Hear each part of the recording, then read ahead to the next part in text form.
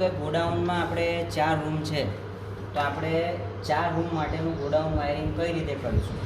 તો પ્રથમ તો આપણે એ સમજી લેવાનું કે ગોડાઉન વાયરિંગમાં સર્કિટ કઈ રીતે કામ કરે છે. તો આપણી પાસે 4 રૂમ છે, તો 4 રૂમ માટે આપણે આ 4 બલ્બ લીધા છે અને એ 4 બલ્બ માટે આપણે 3 ટુ વે સ્વિચ લઈશું. આ જે 3 છે એ 3 ટુ વે સ્વિચ છે અને પહેલી જે આપણે સ્વિચ લઈશું પહેલા રૂમ માટે એક વન વે સ્વિચ લઈશું. વન વે સ્વિચ એ આપણી માસ્ટર સ્વિચ તરીકે કામ કરશે. બરાબર છે. હવે ગોડાઉન વાયરિંગમાં કામ કઈ રીતે થશે, કઈ રીતે કાર્ય કરશે સર્કિટ, કે આપણે જ્યારે પ્રથમ રૂમમાં એન્ટર થઈશું પહેલા રૂમમાં, તો પહેલા રૂમની સ્વિચ જ્યારે આપણે ઓન કરીશું તો પહેલા રૂમનો બલ્બ ચાલુ થશે.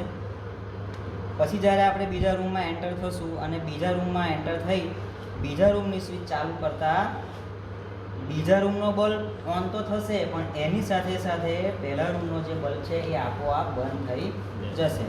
એ જ રીતે જ્યારે આપણે ત્રીજા રૂમમાં એન્ટર થઈશું, ત્રીજા રૂમની સ્વિચ ચાલુ કરીશું તો ત્રીજા રૂમનો બલ્બ ચાલુ થશે, સાથે સાથે બીજા રૂમનો બંધ થશે. એ જ રીતે ચોથા રૂમનું થશે. ચોથા રૂમની સ્વિચ ચાલુ કરતાં ચોથા રૂમનો બલ્બ ચાલુ થશે, ત્રીજા રૂમનો બલ્બ આપોઆપ બંધ થશે. હવે જ્યારે આપણે આપણું કામ પતાવીને ગોડાઉનમાંથી જ્યારે બહાર નીકળીશું ચોથા રૂમમાંથી, તો એ કન્ડિશન આખી કેવી થઈ જશે? ઉલટી.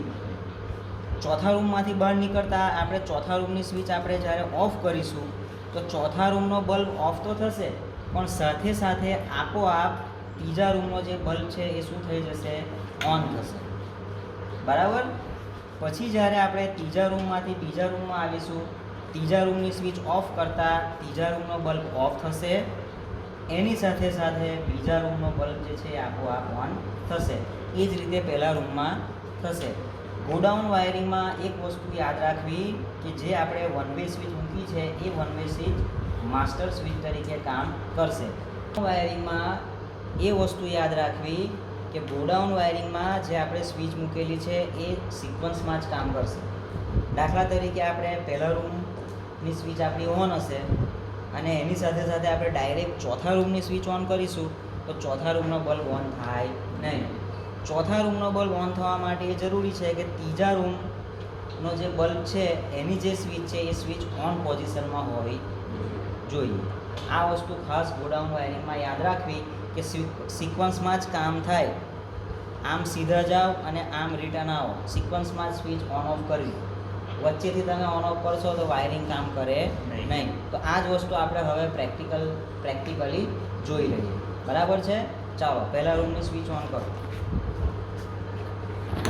ચાલો હવે બીજા રૂમની સ્વિચ આપણે ઓન કરીશું તો બીજા રૂમનો બલ્બ ઓન થશે અને પહેલા રૂમનો બલ્બ આપોઆપ બંધ થશે. ઓકે. એ જ રીતે ત્રીજો રૂમ. ચાલો ત્રીજા રૂમની સ્વિચ ઓન કરતા ત્રીજા રૂમનો બલ્બ ઓન થયો, બીજા રૂમનો બલ્બ છે આપોઆપ બંધ થશે. હવે એ જ રીતે ચોથો રૂમ. ઓકે.